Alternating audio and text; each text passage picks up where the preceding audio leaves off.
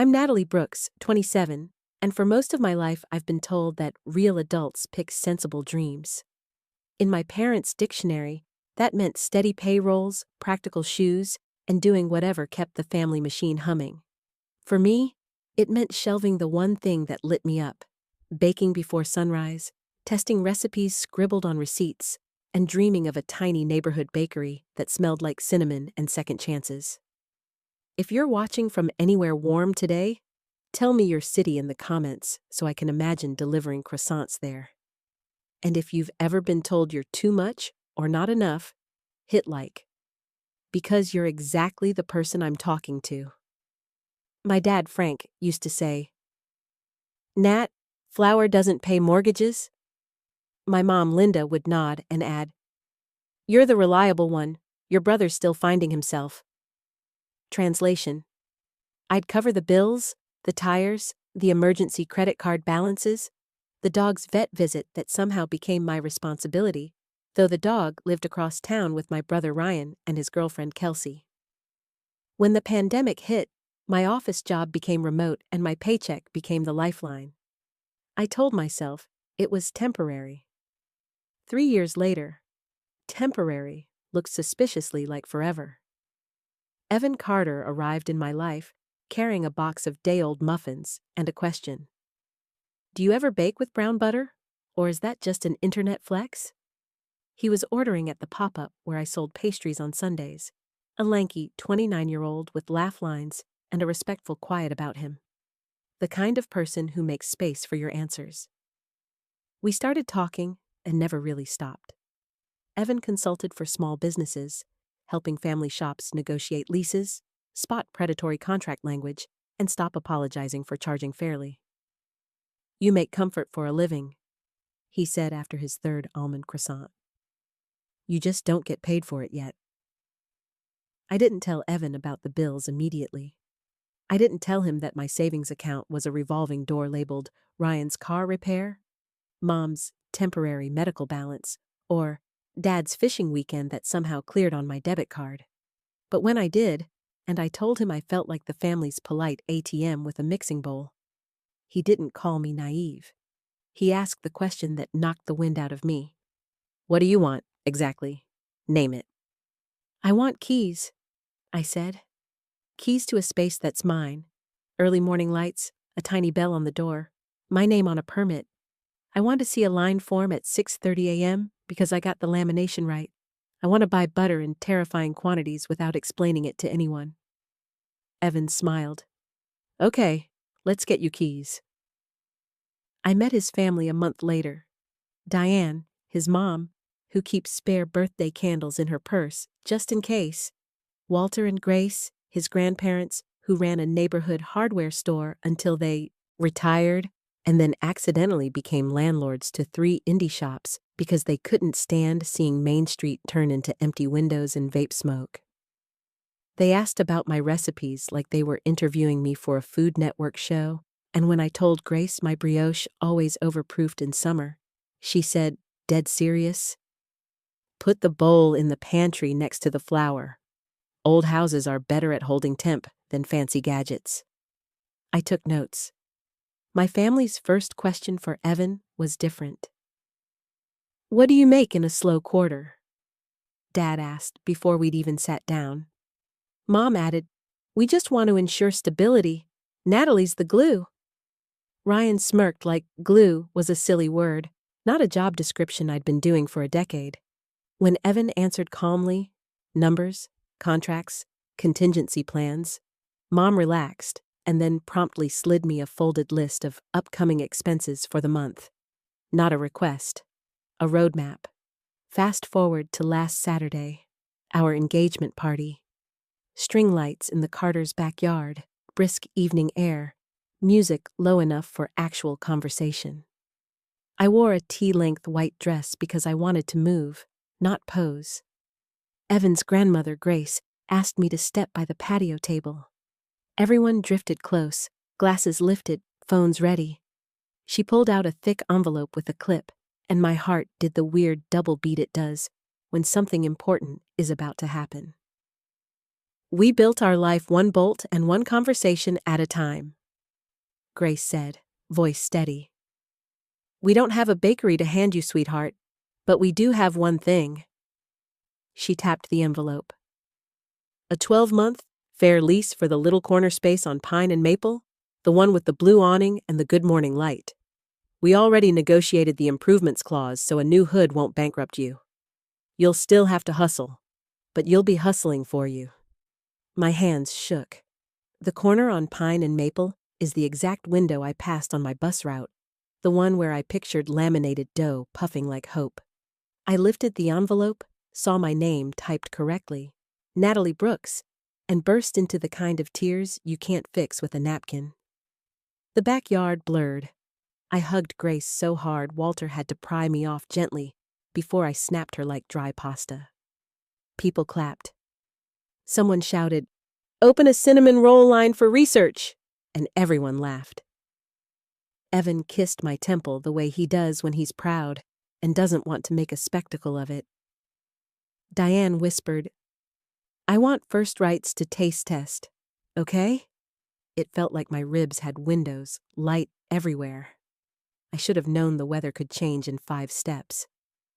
Mom materialized at my elbow, smile locked in place like it hurt. Dad flanked the other side. Ryan and Kelsey hung back a few feet, Kelsey already swiping on her phone like the lease was her selfie prop. Mom's voice dropped into that smooth, reasonable register she uses right before she tips the table. "Honey, we need a quick word, privately." We moved to the end of the yard near the hydrangeas. The music faded into clinks and laughter. My fingers wouldn't let go of the envelope, so I tucked it under my arm. Dad cleared his throat. "That was a generous gesture." "It was," I said, waiting. Mom's eyes flicked toward Ryan, then back to me. "Your brother and Kelsey have been working through something exciting. You know she has that branding degree. A food truck would be perfect for her portfolio. But trucks are so fragile, leases are more stable, and the Pine and Maple spot is excellent for their concept." Ryan finally looked up, rehearsed earnestness pasted on. "It's called Batter and Brew," he said. "She designed the logo today. It's clean." Kelsey angled her phone so I could admire a beige circle with a line drawing of a whisk and a coffee cup. "We're already building the Instagram," she said. "You'll give them the lease," Mom finished, like we were discussing chairs and not oxygen. "It makes more sense for the couple starting out." I stared at the people who taught me to say please, who still send me grocery lists that start with "since you're going anyway." The words landed cold. You'll give them the lease. Not, would you consider? Not, how can we help you start? Just a command dressed like common sense. They deserve it more than you, Dad added softly, as if compassion could sand down entitlement. You've always been strong. You'll figure something else out. Something inside me shuffled to its feet. Evan had been greeting his uncle across the patio. Now he was beside me, quiet, present, eyes on my face like a lifeline. You okay? He asked under the noise. I wanted to be. I wanted to be graceful. But sometimes grace looks like a straight spine. I slid the envelope into my clutch, exhaled once, and finally said the sentence my 20-year-old self had needed years ago. No. Mom blinked. Excuse me? I'm not handing over my future like a party favor, I said, voice steady even as my pulse tapped out a drum solo. I've been the glue, the ride, the emergency fund, the apology text, the casserole, the lease is mine, the work will be mine, the risk will be mine, and so is the yes. Evan's hand found the small of my back. He said one sentence that cut through the backyard like a bell. Folks, the bakery's called Natalie's, not borrowed. Silence. Then the patio lights hummed louder than the guests. Mom's smile cracked. Dad's jaw tightened. Ryan's thumbs hovered mid-text, suddenly unsure which narrative to blast first. I didn't run. I didn't apologize. I just stood there, a woman with keys I hadn't earned yet, only promised to earn, and decided I was done paying rent with my self-respect. If you've ever stood in a backyard and realized the party you're at is the test you've been studying for your whole life, drop a in the comments so I know I'm not alone. Part 2? That's where the real baking begins. The morning after the engagement party, my phone lit up with a group text titled Family Logistics. A classic Linda Brooks move? 3 paragraphs about aligning on assets and being smart about optics, a sentence about how pine and maple was wasted on a single concept pastry shop, and a closer that still makes my eye twitch.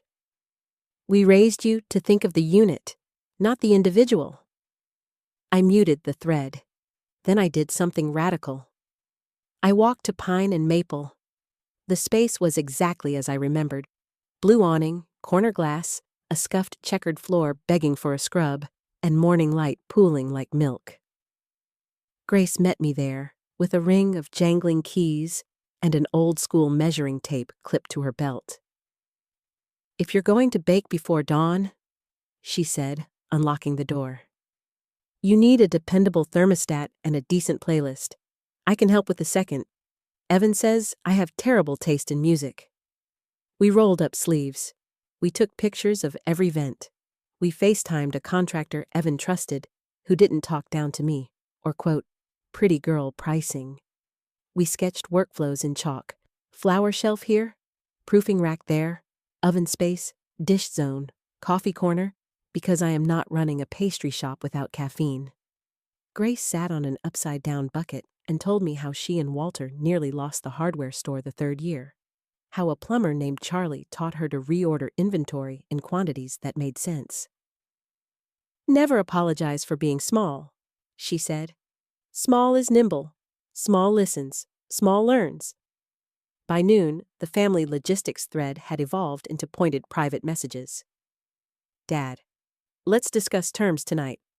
"Mom, you embarrassed us." Ryan feels humiliated. "Ryan, you don't even have a brand." Kelsey, "It's not fair to hoard opportunity. I crafted exactly one response, to all of them in plain English. I love you. The lease is mine. I'm opening the bakery. There is no discussion to be had about giving it away." I won't respond to messages on this topic again. I hit send, turned off my phone, and got to work on something that doesn't text back. Dough. The first test batch flopped. My brioche proofed like a lazy cat and baked into sullen, buttery bricks. I wrote "too cold" on an index card and taped it to the mixer. The second batch bloomed, but tore. "Too fast," I wrote. I didn't cry. I did what bakers have always done, adjusted. Grace brought a space heater from her garage, the kind with dents and stories. "This saved my ankles the winter the register kept jamming," she said. We put it 8 feet from the proofing rack, and the third batch rose like it had a point to prove. At sunset, Evan walked in carrying takeout pho and a pack of sticky notes. "If you call this work, we're going to starve," he said, grinning, at the tray of victorious buns cooling like golden planets.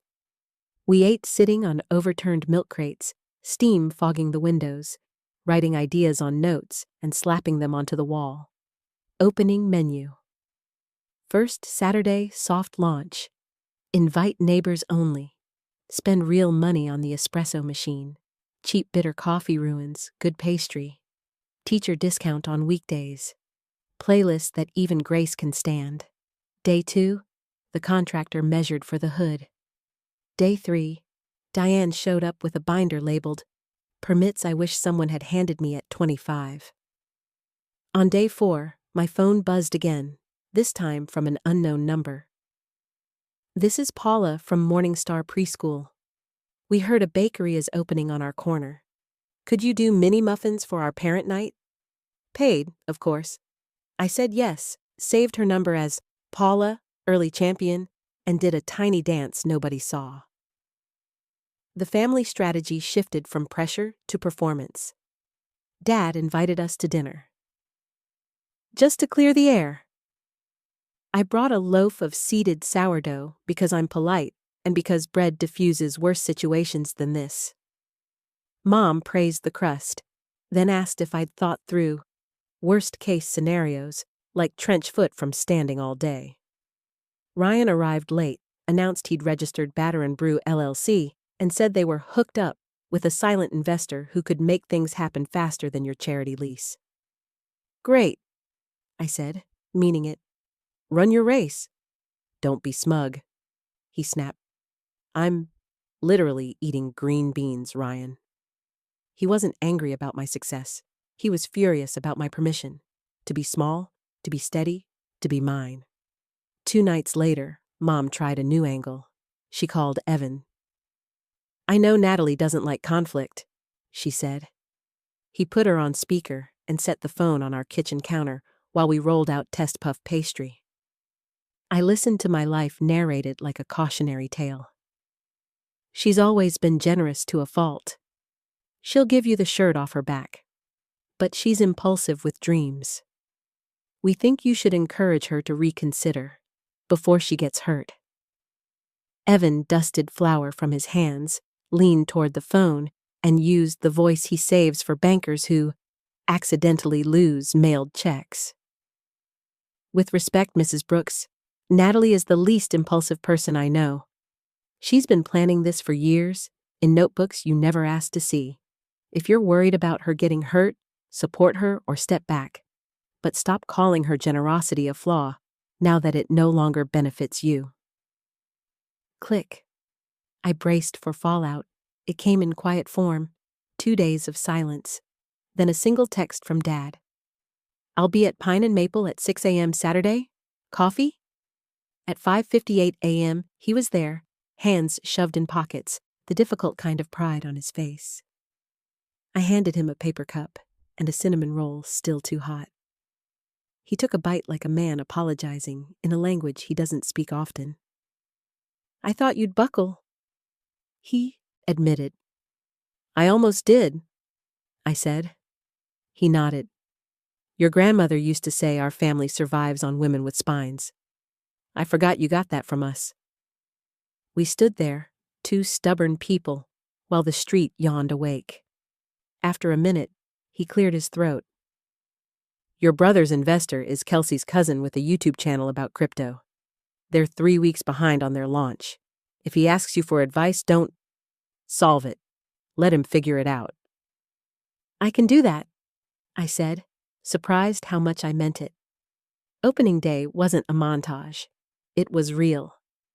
The espresso machine shorted once. I burned 2 trays of Queen Yaman so badly the trash smelled like a campfire. Paula from the preschool arrived with a parade of toddlers chanting, Muffins, muffins! And one tiny tyrant declared my blueberry minis too purple. I comped his mom a latte and wrote dial back purple on a sticky note. A nurse on her way to the day shift cried when she tasted the cardamom bun and told me it tasted like her grandmother's kitchen, in the nice way, not the furniture way. I cried with her and gave her a second bun for the break room because healthcare workers carry worlds. By noon, the line curled past the blue awning.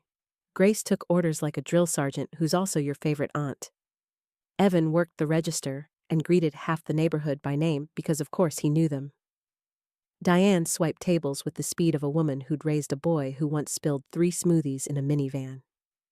Walter fixed a wobbly chair with a quarter and a napkin because that's what hardware men do. Solve friction with cleverness. Around 1 p.m., I looked up and saw my mother standing on the sidewalk, hair perfect, eyes damp. She didn't come in.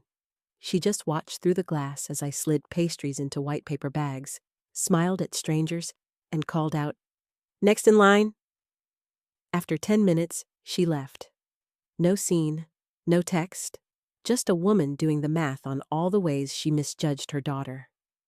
We sold out at 2:37 p.m. I wrote, sold out, back tomorrow, on butcher paper, in a shaky hand, and taped it to the door. The customers clapped like I'd won something bigger than a day's receipts. Maybe I had. That evening, Ryan called. I let it go to voicemail and listened later as I mopped. Hey, your sign looked cool. Any chance you could look over a commissary kitchen contract? It's confusing. He exhaled. Forget it. I'll figure it out. I stared at the phone, mop squeaking around my shoes, thinking about the difference between help and habit. I texted back. Proud of you for asking. I can send you a checklist of what to look for. But you've got this. I locked up pine and maple and stood on the corner with Evan, sticky with sugar, and exhausted in the marrow way that feels like purpose.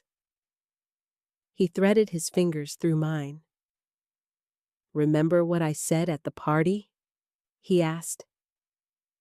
About the name? About the not borrowed part, he said, smiling. Today proved it. I looked at the awning, at the faint ghost of flour on the glass, at the receipt tape curled like a ribbon in the trash. The lease was mine. The dream was mine. The work, the risk, the joy, mine. If you made it this far, drop your city below. Maybe I'll pop up on your corner someday. And if you needed someone to tell you it's okay to stop paying rent with your self-respect, consider this your sign. You don't have to give away your keys.